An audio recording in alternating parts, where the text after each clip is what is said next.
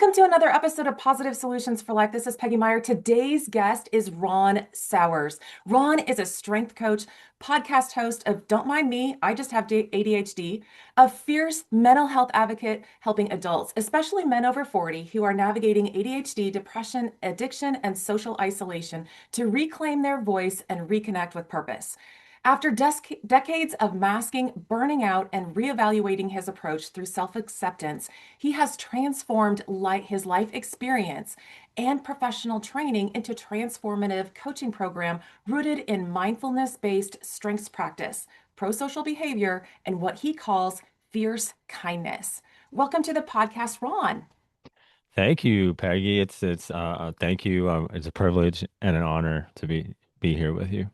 Well, I'm excited for our conversation. Two people that have been in the mental health space, have learned some of this stuff, and have been helping me, have helped a lot of people through some of this. I'm just excited about your approach and how, just talking mainly about helping with men, but in general, anyone with ADHD or just issues that they feel like, I don't know, I just feel off. And so before we get started in that, can you start by sharing just a little bit more about you, your personal journey, and how does led to where you are today? Yeah, well, thank you.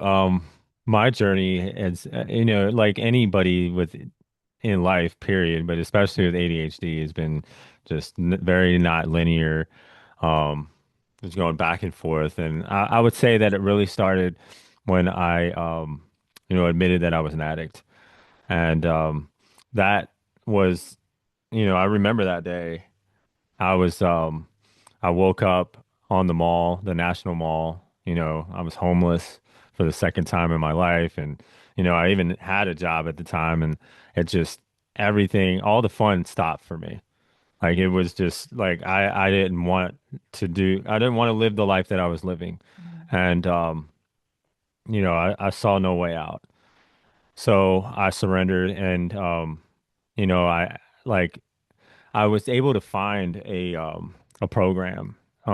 It was like the Salvation Army, and Mhm. I Mhm. went through that, and um, that helped, but it wasn't what I needed. So I ended up getting kicked out of that for getting into a fight with one of the guys there, and um, which they have like a no fighting policy in Baltimore. So I went out, and but that whole idea of like I need more, so I got into another facility and like I haven't turned back since. Like I just celebrated 6 years clean. Mhm. Um, Congratulations. like yeah, thank you, a month ago, and I couldn't have done it without the program Narcotics Anonymous Mhm. and the wonderful people that are in that fellowship that taught me how to live, taught me how to, deal with life, and really like the most valuable lesson that I learned that it's not about the drugs. The Mhm. drugs are just a symptom. Mhm. It was my complete and utter self-centeredness towards life that I never really grew up. I never really matured and took responsibility for a lot of the actions in my life. So, that process in and of itself was was very, painful but very beautiful, Mhm. Yeah. at the same time. And throughout that process, like, I discovered or like more rediscovered that I have ADHD. Mhm. And like even that, was huge because like, I'd been talking about it and, there was a lot of people telling me that I needed to slow down. And, I just was thinking that, they don't know what they're talking about. I need to make up for lost time. Um, I thought everybody thought pretty similar to me, but obviously that's not true because most people, aren't taking drugs and ruining their life. So it was like about a couple years into my process of being clean, and I was about to lose my job. So like anything and everything, the pain has to get great enough for Yeah. me to make a Yeah. change. Mhm. So I, went to see my general practitioner and I told her like, look, I'm afraid to lose my job. I don't know what I'm doing. I can't slow down. And she kind of drew a blank. And I was like, well, maybe I've got ADHD. And she really didn't seem convinced. but she still gave me a list of therapists and Mhm. psychologists, and I just went down that list like I needed the help Mhm. last week or last year, and like um, I remember meeting the therapist that I actually still see today, and one of the first things that he said to me was like, "This can actually be turned into a strength."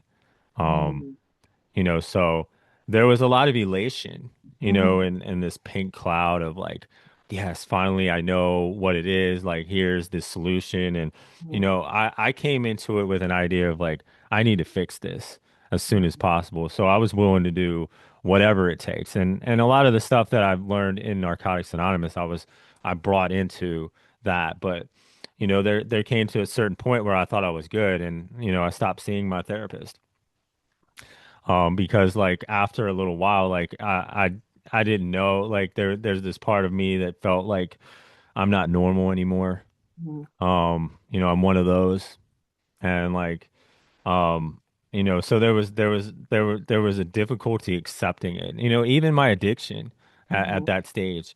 So kind of fast forward, I was learning to accept things more, and like I took on a higher position at my Mhm. job, a different position that required me to operate a truck and like deal directly with dangerous chemicals, and like Mhm. that was pretty close to a disaster because like I ended up, same situation as before. I was about to like thought I was about to lose my job, and but at that point I went back to my therapist Mhm. because, I had people in my life that were like, look, maybe you need to take a deeper look at that.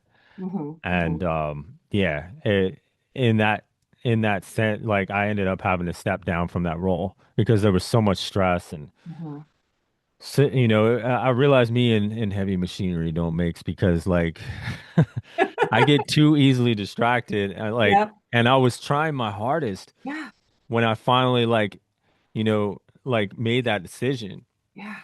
And yeah, it was the best decision I made in my life because it led to me, exploring other options and Mhm. that included Mhm. looking into my like starting a podcast. Was I've found out like I'm really passionate about mental health Mhm. and like, trying to learn about my own self and help others and giving other people, and there was a lot of growth in that and accept, a deeper level of acceptance of like, look, this is just who I am. Mhm. There's nothing really wrong with it. Mhm. I just need to really lean into working on it. Yeah. And through that process, like I got into wanting to start my own coaching business. So Mhm. Mhm. it's been a beautiful journey. Oh yeah, it is a journey. And I just want to like touch on a couple points that kind of stuck out to me is, you know, one at the beginning of, during your story here was, you know, if one thing didn't work out, like you looked for something else. You didn't say like, oh, that was it. Yeah. You know, trying different therapists or trying, what if something's not working, you're like, there's something there that you Hmm. wanted to fix and you just kept pursuing it. And I think a lot of times people just like, I don't know, just give in to what other people's opinions are and like, oh, that's just there's nothing you can do. But your therapist Yeah. is like, hey, you could turn that into a strength. Yeah. And a lot of times people don't see that way. And what is normal, anyways? I don't know, but because I don't feel normal because people are looking at us differently. And I know it's sometimes hard, but it's like, what is the strength in that? So things can be turned around into a strength, and you're greater than your past. Oh yeah. So whatever, all of those things are lessons, and sometimes we have to learn the lessons over and over again because little pieces of them didn't stick, but we often like, oh, I got this, yeah, Oh yeah. and we don't. I was like, I need some help, I need some more information, but you just kept going. So I just love that about your story is, you just kept pursuing. There was something more inside of you and you kept pursuing it. So how hopeful and is that to others? Inspiration, like, Yeah, I yeah, appreciate that. Like you that's you that's pretty know cool. you know what's there. It's just sometimes we don't know really which way to turn. and there's lots of help out there. So Yeah. a great inspiration for a lot of people. Um, and it takes a lot to and of strength for yourself to say, "Oh wow, this heavy machinery job is just not for me." Like that is Yeah. okay, right? We have to understand that about ourselves. Like, well, that's just not something I don't think I can ever be good at. Yeah, just because of the skills required.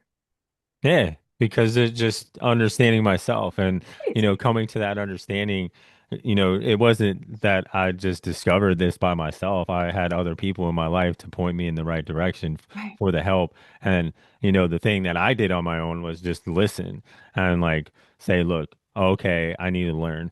And, it's grown so much more that like need for help or that just like understanding like seeking help is not a weakness. It is like one of the biggest strengths. Like I really value all the people that like God has brought into my life, especially recently because it's really the people that God loves and he wants us to be able to love them as well. Right. And like understanding that has like just given me so much strength and even understanding like I'm nothing without God, and I'm nothing without the people that He puts in my life. Yeah. And that takes a lot to recognize because we sometimes are very self-centered. And Yeah, you mentioned that early, it's like sometimes we get into that like, no, I can do it myself. Yeah, I have this. No, we need help. We yes, we need help. We need lots of help. And so, drawing from everything, because God does place people in our lives, place opportunities for us to learn something and to yeah, figure out more about us because He has a plan for us. We don't necessarily know it. It's not in black and white. We don't get a script. We don't get a book and said, here, go out and do this. We have to like generate some of that. We have to take those opportunities as they come. And yeah, and so you're helping people now. yeah, and that's what God made me for, and like I'm beginning to learn that on a deeper level. It's been such an amazing journey because like like I said, it's I can't like you're talking about somebody who's like an introvert Mhm, that like doesn't, and completely self-centered my whole life. And now my focus and joy comes from talking to other people, meeting other people. And when I'm like isolated, like that weighs on me, mhm, like yes, I do enjoy my downtime and my quiet time with mhm, God and like, mhm, but that's not all that, I was created to be. And like understanding like my purpose has given me so much more drive and just the ability to push through, yeah, because life continues to show up. mhm. And like with if God were to sit down and tell you what his plan was, it wouldn't make any sense to us at all. So that's why he doesn't it would just be a waste of time. You know what? We would just probably flip through the book and want to get to the ending and see like Yeah. how that is, but we'll miss everything in Oh between. yeah. And we'll miss the lessons, we'll miss the opportunities, we'll miss the people who are meant to come into our lives, not only for our sake, but for their sake, to know Yeah, us. because it's there's like two parts to success. Like there's achievement and Mhm, then there's fulfillment. If you mhm, don't have both of those things, if you achieve something like anybody can, and I'm learning this too. Like if you achieve something great, yeah, it might last for a day, mhm, a week, but after that's done, it's like what's next? What's mhm, next? But if you are in that mindset of fulfillment, I'm like, I'm gonna enjoy the process. I'm gonna create things within the process so that I can enjoy it. Like I'm gonna go out in nature because I mhm, love to commune mhm, with God, or I'm gonna take time for God and put him first because mhm, I know like if I put him first, everything else will work out. I've tried everything on my own. It mhm. didn't work. Like it And honestly, sometimes it doesn't work very badly, right? Like yeah, I'm talking for myself. It's like sometimes, yeah, it does. It's that's so beautiful. yeah, go on. Like, what does God place in front of us? Because what is that kindness, that fierce kindness that creates that connection with other people and with God?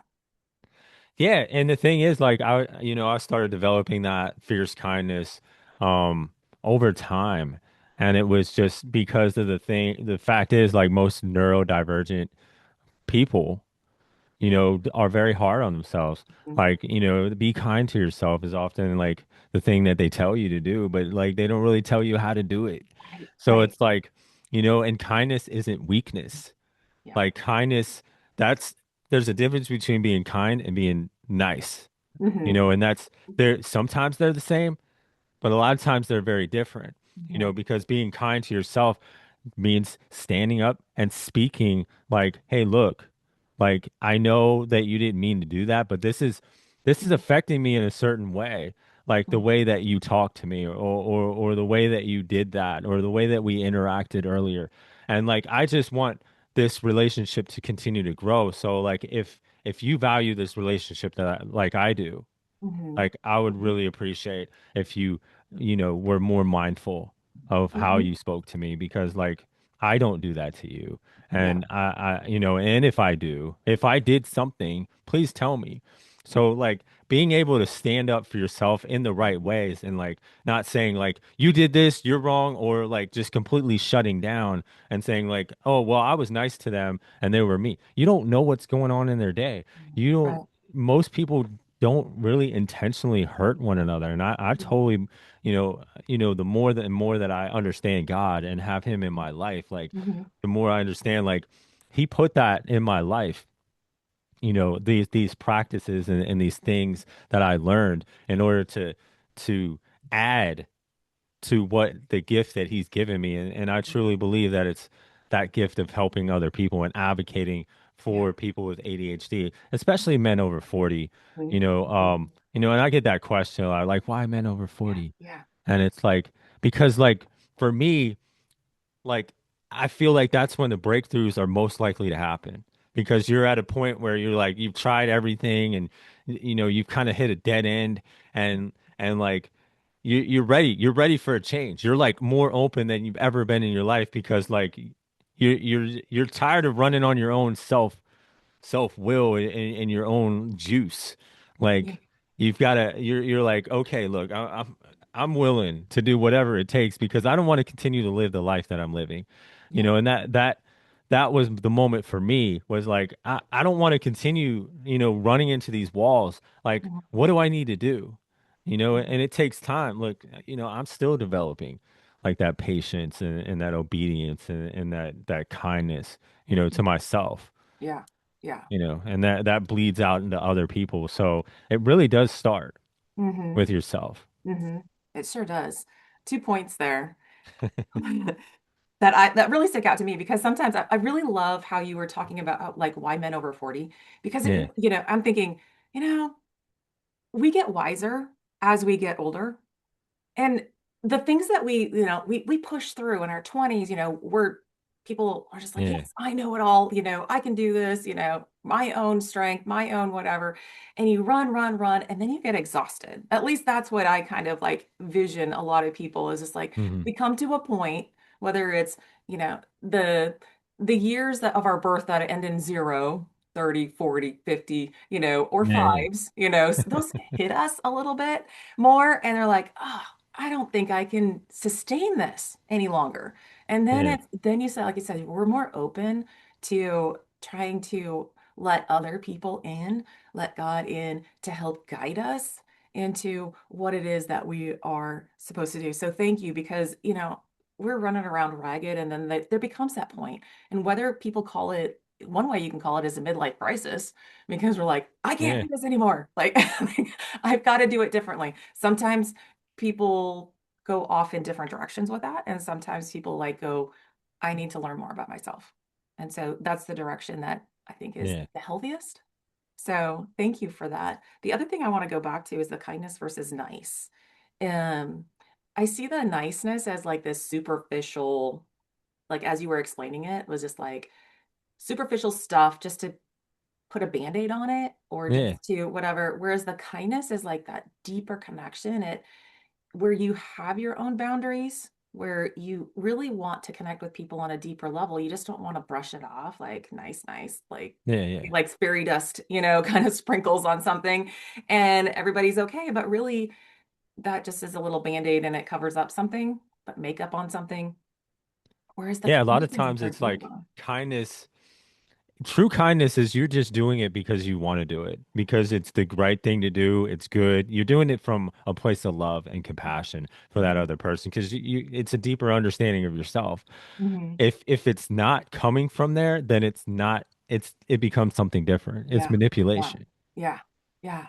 And I get this thing, how to, if you have a choice between something, to choose kindness. I can't think of that whole quote right off the hand, but some people Yeah. misuse that, I think. I mean, I think what they're really intending, I've had a few examples of that through my life is just like it, but they really just want you to be nice and just be like, oh, it's okay, even though they might, Yeah. and it's not, it's that kindness that you were talking about. There's some boundaries. I'm loving somebody else. There's a lesson in something that needs to happen. And Yeah. and they might not it's not to please the other person and make them happy. It is to kind of be a back and forth. There's a lesson sometimes in setting like what you're willing to accept and what you're willing not to. Like you were talking about, isn't Yeah. about trying not to hurt somebody's feelings.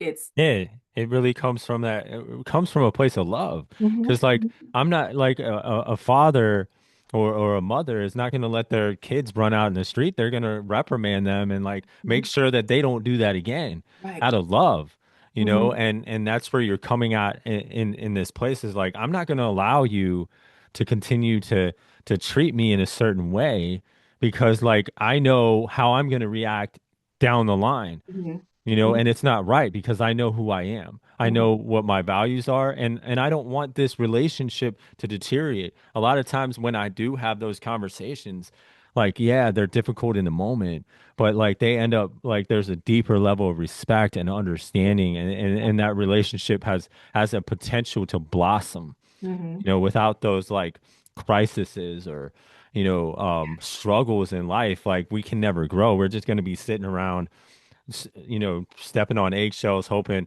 and Mhm. nothing ever doesn't like. There's no perfect world where like or situation where there's not going to be any problems or Right. Right. conflicts or Yeah. somebody's going to Yeah. disagree. Those Right. are when the things actually like you come up with the best solutions. So you Mhm. should be leaning into like those situations, but then it creates like this situation that is it's like it's open for those, and it's not as like fear. People don't fear that. They Mhm. invite that in. Yeah. Yeah. It's bringing out values of respect and just Yeah. relationship building, to put the emotions aside for a second, this is, kindness is, at a deeper level of respect and understanding and learning and just bringing out the best in each other, even though like it might hurt just for a second, just because of our feelings got hurt. Like I didn't get what I wanted, Yeah. type of thing. And overall, it helps everybody be better. Yeah, kindness is like one of those things like and I'm in the middle of like writing a short book, like a small book, mini book or whatever you call it. And like it's more about like that kindness is one of those things that it never ends. It like it continues to grow. Like the more you add into it, the more it get like you're kind to somebody else, especially somebody that like may have mistreated you. And if you like, I always look at Stephen in the Bible, and like when he was right before even as he was getting stoned, he looked at Saul at the time and Mhm. said, I forgive you. And that haunted Saul. Like, Mhm. because like that made such an impact of like he was able to be kind to him even though they were threatening his life because he Mhm. understood who he was. Yeah. And like if that didn't happen, we wouldn't have had most of the New Testament written. So it's like these sacrifices that are made may have been like, well, like it's for nothing. No, God uses everything. Like he can take the bad and create good out of it Mhm. in Right. anything. Right. Yeah, because he never wants anything to be bad, but Yeah. he can flip it. Yeah. It may seem not so great in the moment, like it can hurt like heck, and it's just really we don't understand. But there's something that can blossom out of it. I Yeah, think. we create our own problems Hmm. because God gives us free will, and that's a beautiful thing. That shows how much He loves us. Yes. Because Yeah. it's like if He wanted us to be good, all we'd be angels. Oh, Like that's it. But there'd He be just a wants bunch of us. angels running around, nobody does anything. And God loves us more than the angels. Yes. That shows us how like, and most people, can't, and I took it took me a long time to wrap my mind around that, but I had to get closer to God and Hmm. understanding God. And like, that's why I teach and I coach with a lot of Christian Hmm. based Hmm. theologies because like, I I've done it without believing in Jesus, without believing, I believed in God, but I was like, I'm gonna figure most of this out on my own, and like I'm gonna go with this mindfulness based like I had a lot of different things in Right. there. And yeah, it helped me to get to a certain point, Hmm. but there's a ceiling to that. Yeah. And Yeah. that ceiling, like there's no limit to the amount of love and growth that you can get when you invite God into your life. Right. Right. Because there's only a limit to any kind of like principle or theory out there. Yeah. It'll get you to a point. But when we get to that point, I often feel like we still feel like there's something missing. There's something more. Oh And we yeah, have there's to this break longing in through. our heart Yes. of Yeah. like, and it's in everyone because we're designed that way. There's It's that light our in us. longing for God. Yeah. And we're just like, okay, we got here. But I can see like, wow, there's so much more that could happen. Like this isn't Yeah. it. And so we Even this have to planet invite. Earth, isn't it? Like Oh, it's just a test. it is. It's really just a test, and it can be a hard test, or it can be a test where you've got all the answers, or Mhm. you've got a lot of the answers, and you're like, all you got to do is seek God. And the thing about God is like He's going to keep continuing to give you the same test, and He's Yeah. not going to be like, well, you failed it 100 times. This guy's done. Like, no, He's like, here's another test. Here's Yeah. another test. He knows when you're going to get it. Yeah. Yeah. So yeah. And sometimes it's just the humor. I think sometimes he's just humoring himself, like Yeah. Even Jesus was like, and I saw this and he was like, he went back to his hometown and they were like, the unbelief of him being able to provide, he was like, he marveled at it. yeah. Like he marveled at their unbelief. That's crazy. Like Yeah. he was just so fascinated by how these people can't believe. Hmm. Yeah. Just so much. So much. Oh my gosh. We could go on forever here on this. There's so Yeah. many different ways we can go. Where can people find out more about you? I was like, oh gosh, this is really interesting. Whether, it's growth from experience, from going from homeless, addicted to, thriving and helping others through that, through, men over 40 trying to help with where can they find you? Well, I appreciate that. And yeah, if you want to step into my world, like you can find me at my podcast, Your ADHD Guy. I mean, sorry. I Yeah. Yeah. What I I said know. again? I'm just kidding. I know, right? No, don't mind me. I just have ADHD, Mhm. and yeah, like there's a lot of great helpful tips. I have like a bunch of guests that come on there that are, have incredible insights on, in and out of like ADHD that can, like I feel that can really help. And I also want to give your audience a gift. It's like a brand new thing that I actually just started working at, well, just came up with, and Mhm. it's called Master the Moment. So it's like a short 3 minute video where it gives you the three keys to owning your presence in the moment. And it teaches you how to Oh. interact and talk to people, in a basic way. So you can definitely get that at youradhdguy.com. And there's a few other like it's like I think another free resource over there. Mhm. Awesome, awesome. Well, I'll get that and I'll put all of that stuff in the show notes so people can easily access that.